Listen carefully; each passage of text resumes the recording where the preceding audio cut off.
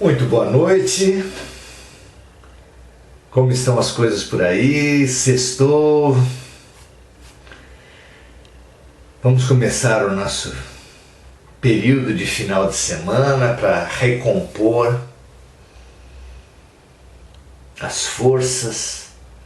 Essa pausa é fundamental. O silêncio é fundamental no diálogo, a pausa é fundamental na música. Há tempo de tudo, há tempo de ação e tempo de parada. A parada é fundamental. Que todos nós aproveitemos bem o repouso para depois iniciarmos bem o movimento. Que essa seja sempre uma lucidez nos nossos tempos, dando tempo a cada coisa necessária a cada momento. Muito bom estarmos juntos vivendo esses aprendizados. Somos músicos de uma imensa orquestra que na nossa infantilidade tentamos impor nossos ritmos, nossa afinação, nossa interpretação uns sobre os outros. Desafinando, desarmonizando, guerreando, até que um dia, a cada dia alguns de nós, mas até que um dia, no nosso tempo, aprendamos a levantar a cabeça e olhando para frente e para cima, percebamos a grande verdade, a imensa verdade, a libertadora verdade de que há um maestro, de que cabe a esse maestro ditar o ritmo, a afinação e a interpretação.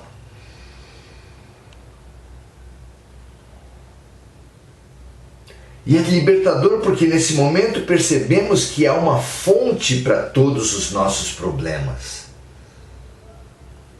Querermos impor a nossa vontade uns sobre os outros é a fonte de todo mal. E, portanto, realizar, assumir, perceber em todo o seu potencial transformador essa outra verdade é libertador. Qual é a verdade? Jesus nos ensinou a repeti-la todos os dias.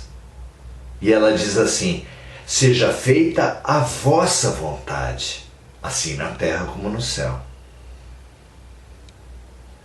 Se buscar a imposição da vontade de uns sobre os outros tem gerado esse choque, essa guerra, esse machucado, aprender de verdade, com palavras, gestos, pensamentos e sentimentos, a nos nortear pela busca pela vontade de Deus, vai nos libertar das guerras sem fim do ego. Que assim seja para todos nós, para vocês e para mim. Vamos buscar essa libertação. Ainda que não completa imediatamente, mas colocarmos-nos no caminho. Se um caminho é longo, é difícil, será mais longo e mais difícil se não soubermos qual é o sentido dele. Sabendo o sentido, começamos dando um passo, ainda que minúsculo, mas na direção certa. Muito bom. Hoje viemos pensar sobre o fundamental, temos estudado a reencarnação. Em todo o capítulo 4, que tem por título As Várias Existências do Espírito, desse fabuloso O Livro dos Espíritos, em todo o seu capítulo 4. Então estamos estudando a reencarnação. Hoje vamos estudar a encarnação nos diferentes mundos. Jesus já havia revelado para todos nós: há muitas moradas na casa do meu Pai.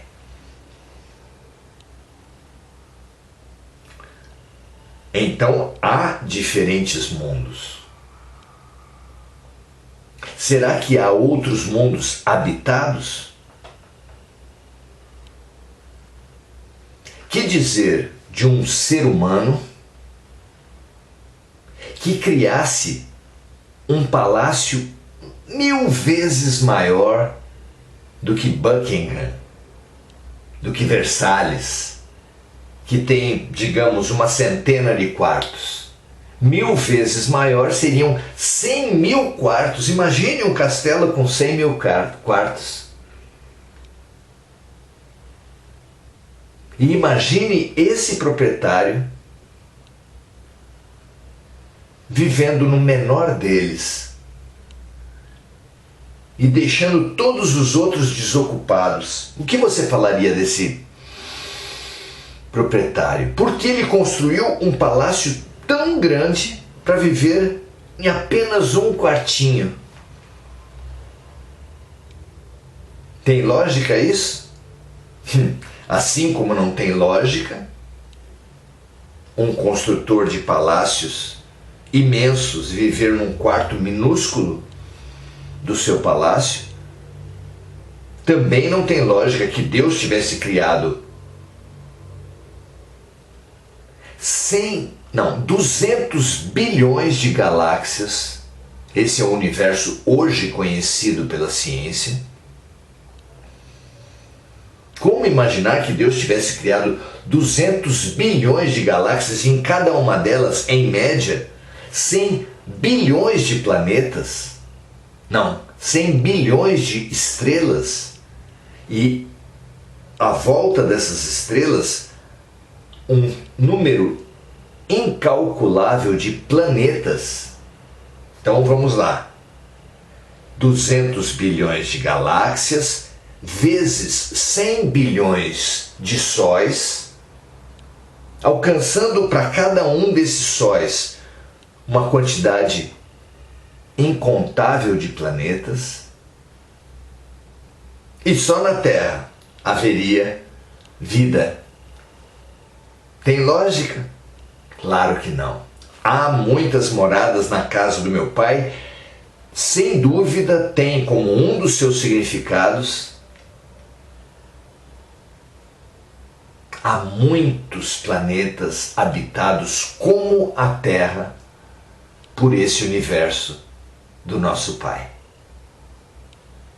E a encarnação nesses muitos planetas, nesses muitos mundos habitados, como é que ela se dá? Vamos descobrir hoje? Vamos lá. Encarnação nos diferentes mundos, questões 172 a 173b. Vamos lá. Kardec pergunta, os espíritos de luz respondem. Nessa fabulosa, maravilhosa, imperdível entrevista com os luminares.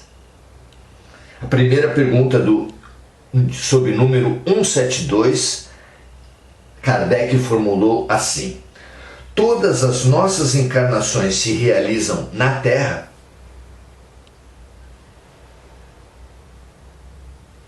Temos diversas encarnações, temos inumeráveis mundos, e a pergunta é: todas as nossas encarnações acontecem na Terra? E a resposta é: vamos a ela.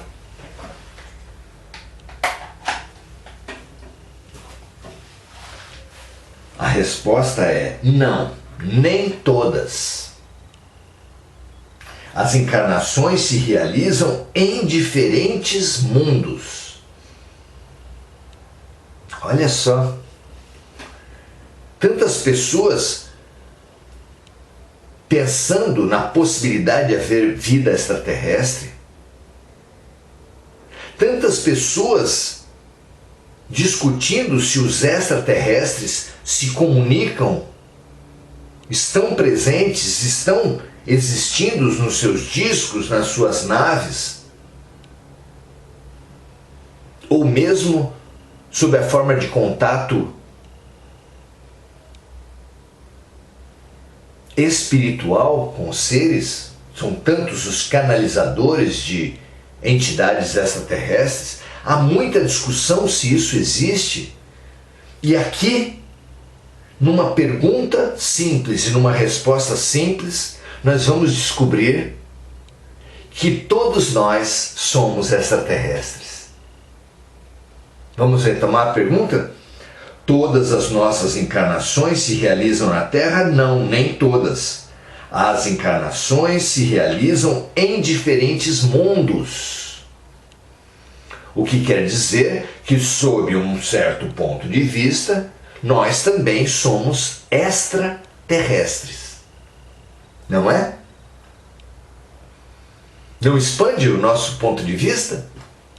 E ele continua a responder: as que passamos na Terra não são as primeiras, nem serão as últimas, embora sejam das mais materiais e das mais distantes da perfeição.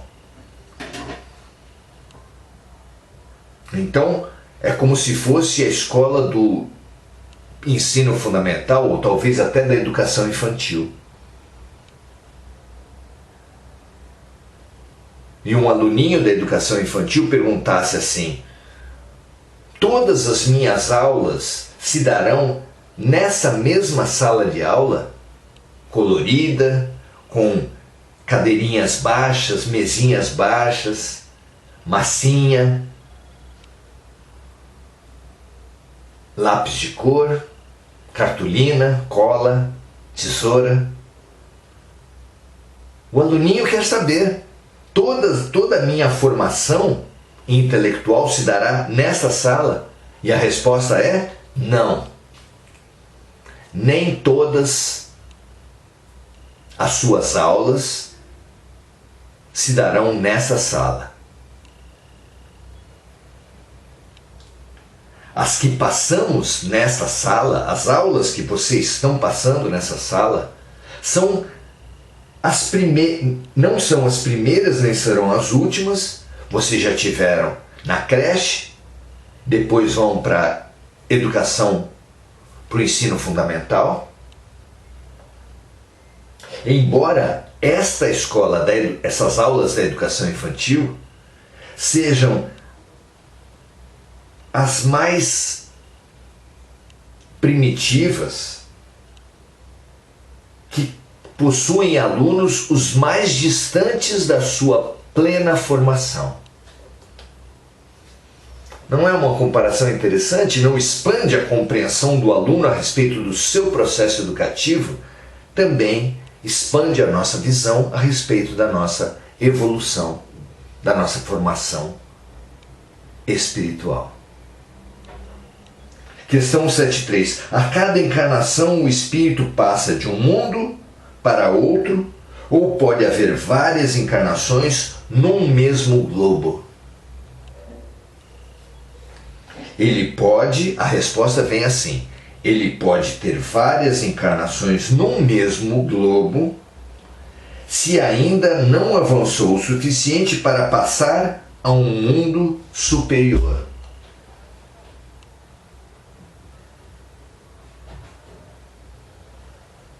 Então, um aluno na educação infantil, no ensino fundamental, no ensino médio, pode sim ter várias aulas, passar vários anos numa mesma sala de aula. E até numa mesma série, se ocorrer dele resistir ao seu aprendizado e precisar repetir, repetir e repetir.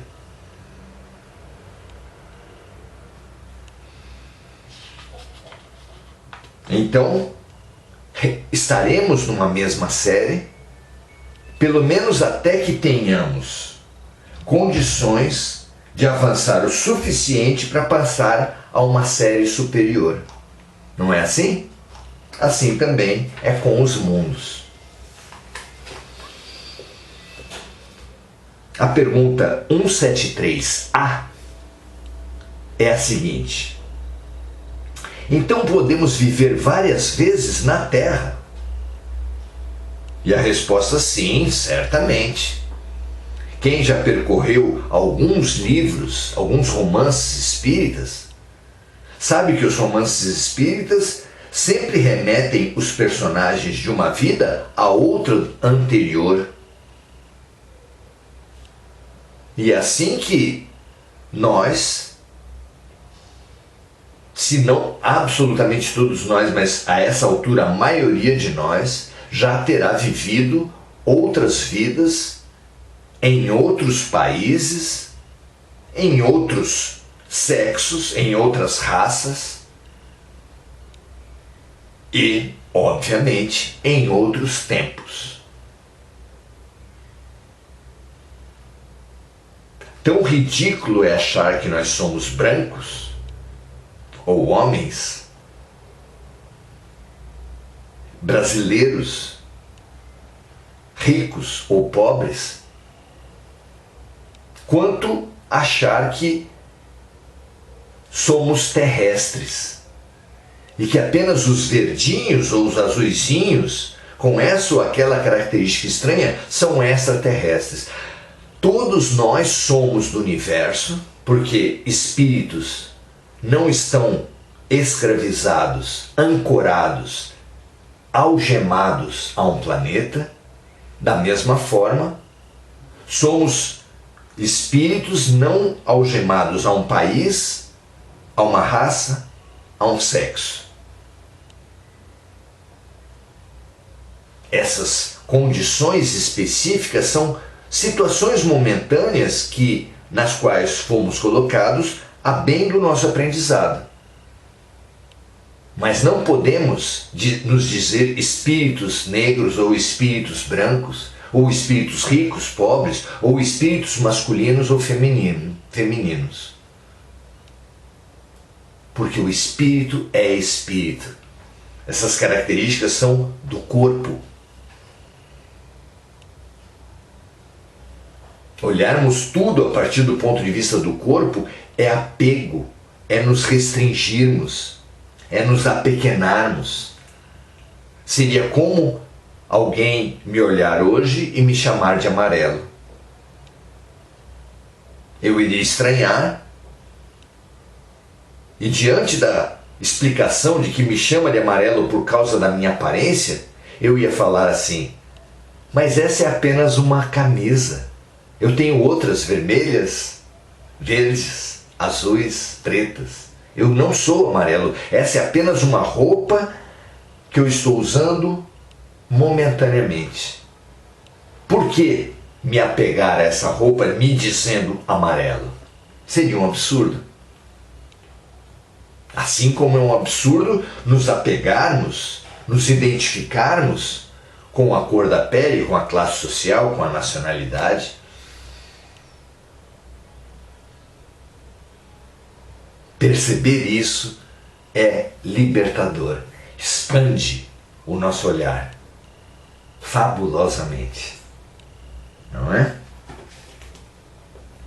E a última pergunta desse nosso dia de hoje, a de número 173B, diz assim: podemos voltar à Terra depois de ter vivido em outros mundos? E a resposta é com certeza. É possível que o homem já tenha vivido em outros mundos além da Terra. Gostamos muito e não nos cansamos de recomendar o livro A Caminho da Luz, de autoria do espírito Emmanuel, que veio até nós pela psicografia de Chico Xavier. Ali fala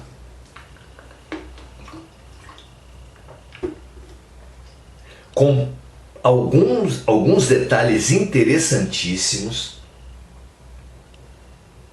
que de países, de culturas que vieram à Terra, exilados de outros planetas, e que aqui compuseram povos, diferentes povos. É a resposta para o enigma de por que povos há milênios, vários milênios atrás, conseguiam produzir pirâmides tão exatas, tão perfeitas, com tão poucos recursos. Não há notícia de caminhões, guindastes, aviões, helicópteros, navios, pelo menos como nós conhecemos hoje. E como é possível que há 5.000 anos antes de Cristo, ou seja, 7.000 anos atrás, o ser humano tenha sido capaz de construir monumentos que até hoje, com toda a ciência formulada, se não tivesse as tecnologias, nenhum engenheiro da Terra conseguiria produzir. Como é possível isso? Então, regrediu a humanidade de saber naquele tempo fazer uma coisa e hoje não saber fazer mais? Não é bem assim. O que acontece é que seres relativamente pouco avançados em planetas que estavam fazendo a sua própria evolução foram enviados à Terra como seres de uma terceira série que passam para a quarta, enviam os seus repetentes para outros planetas que estão começando a terceira série, para outras turmas que estão começando a terceira série. No caso, o planeta Terra. Mas há uma dinâmica, há uma atenção muito maior na grande escola de Deus universal do que na pequena escola humana. De forma que alunos na escola de Deus podem repetir, podem ser enviados para planetas primitivos, mas assim que aprendem as lições que não tinham aprendido antes, podem ser promovidos e resgatados e retornados ao seu planeta de origem. Foi o que aconteceu com a civilização egípcia, avançadíssima sob diversos pontos de vista, especialmente o espiritual, que vieram à Terra, marcaram a Terra de forma eterna. Até hoje, não apenas não conseguimos construir seus monumentos, como ainda não deciframos as reais funções desses monumentos na evolução da humanidade, na evolução do planeta. Vejam vocês, 7.000 anos depois. E uma boa parte dessa civilização, com poucos séculos de vidas na Terra, pôde recuperar o tempo perdido, aprender as lições onde foram insuficientes e, assim, nessa condição, retornar ao seu planeta de origem. Foi por isso que a brilhantíssima civilização egípcia hoje resultou num país comum, cujos membros não têm um destaque nem no campo filosófico, nem no campo religioso, nem no campo tecnológico, nem no campo espiritual. Um país comum, de seres comuns, como pôde ter regredido tanto, já que seus antepassados eram fabulosamente avançados? A resposta nisso está novamente na nossa metáfora com o sistema de ensino. Se você chega na turma de recuperação, depois de ter visto a turma global da classe no início do ano, vai se decepcionar, porque ao início do ano você olhava os alunos na sala, percebia a sua dinâmica e percebia a inteligência de muitos daqueles, a inteligência fabulosa de muitos daqueles alunos. Se você vai na recuperação, você não vai ver mais esses grandes, essas inteligências mais destacadas. E por quê? Porque eles aproveitaram as lições e se promoveram. Não é assim? Na recuperação vão ficar apenas aqueles mais teimosos, mais renitentes, mais indisciplinados. Por isso que a Terra hoje parece regredir, mas não é verdade que regrediu. É porque estamos numa turma, esses 8 bilhões de encarnados hoje, que equivalem muito a uma turma de recuperação de uma escola, onde os melhores já foram promovidos e apenas os teimosos ficaram para a turma de recuperação por uma imensa generosidade do sistema de ensino. Perceber isso expande demais o nosso ponto de vista, ajuda demais a compreender a nossa trajetória, a estrutura universal do projeto de Deus e ajuda a vivermos os próximos contatos, porque sim, as salas de aula são diversas, são solidárias entre si, e os alunos mais inteligentes de uma turma voltam, fazem contato conosco para nos ajudar na promoção. Alguns deles, alguns para nos arrastarem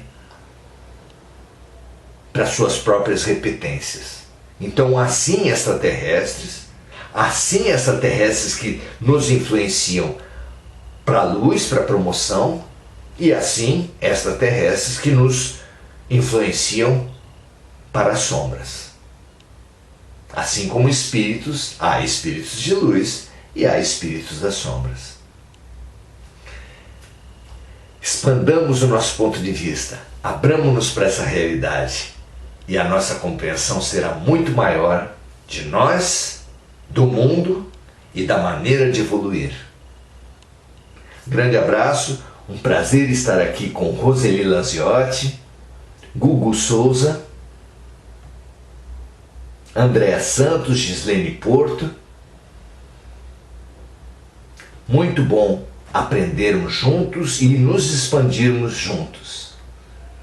Um grande abraço a todos, muito bom estarmos aqui. Amanhã temos um encontro marcado às 18 horas para continuar os nossos estudos. Um grande abraço. Um bom final de dia para todos nós, muita paz e muito bem a todos. Graças a Deus.